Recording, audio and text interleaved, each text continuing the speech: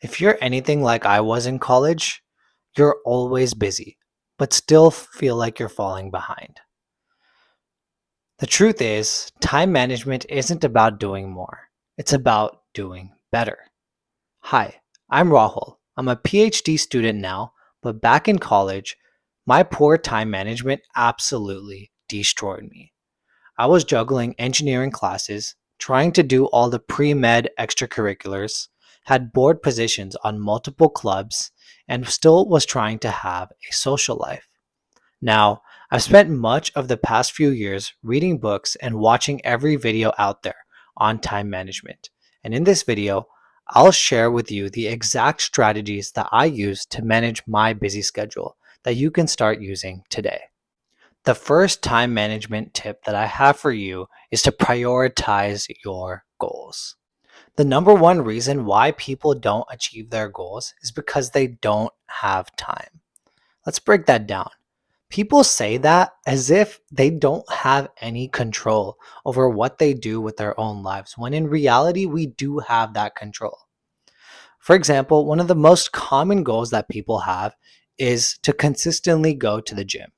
And I'm 100% sure that if we followed these people around every single day, we could find one out of the 24 hours in every single day where they could have gone to the gym.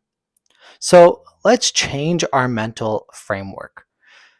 We are doing at any given moment what we want to be doing in that moment. If you are scrolling through TikTok instead of going to the gym, you are telling me that you would rather be scrolling through TikTok than going to the gym.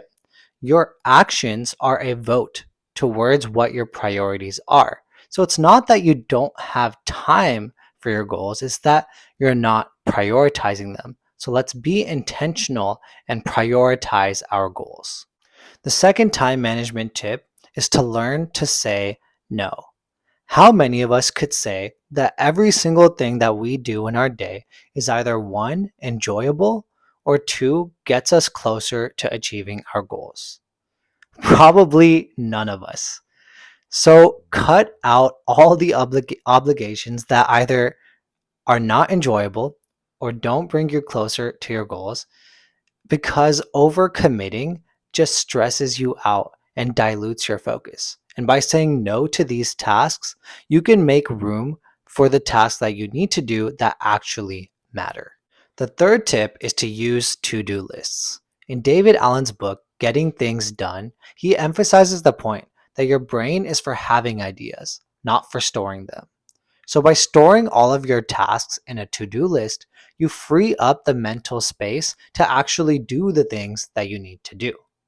I like to use Notion for my to-do lists, and it's really nice to get the little dopamine hit that you get from clicking all of your checkboxes as you go about your day.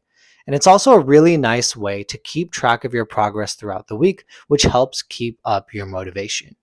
The fourth tip is something called the daily highlight. So this is a concept that I learned from the YouTuber Ali Abdal. And the idea is to have a single task or a highlight for every day.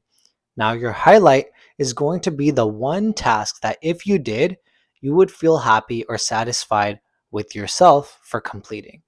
So what this does is it helps you remain focused and actually make more progress in a single area over time. So as opposed to making marginal progress across a variety of different topics, you're going to make consistent, steady progress in one thing. And I actually like to go even further and schedule the time that I'm going to spend working on my daily highlight in advance, so it makes sure that I actually do it every single day. The fifth tip is to have deep work time.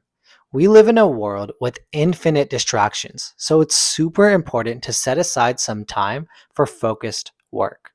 I set aside a block of my day where I absolutely cannot be distracted. For me, this is in the early mornings from 6 to 9 a.m. before anyone else gets into the lab. And obviously, this could be different for you. I also like to go one more step further and keep my phone in a separate room from me during my deep work time. And what this does is it helps me avoid the temptation of wanting to grab my phone and check my messages. So by eliminating your distractions, you can output more work in less time. The sixth and final time management tip is to take advantage of Parkinson's law, which is that work expands so as to fill the time available for its completion. And if you are a procrastinator like I used to be, then you know this all too well. You may have even used this law as a justification for your procrastination, thinking that, oh, this is only going to take me an hour, so I'm just going to do this the hour before it's due.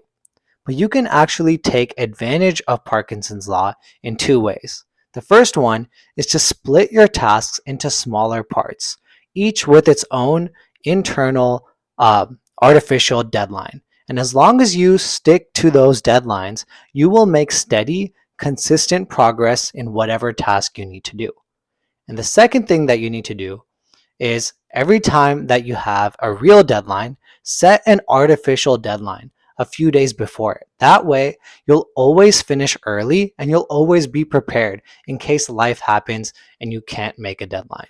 Thank you so much for watching. If you'd like to keep learning, click right here and I will see you next time.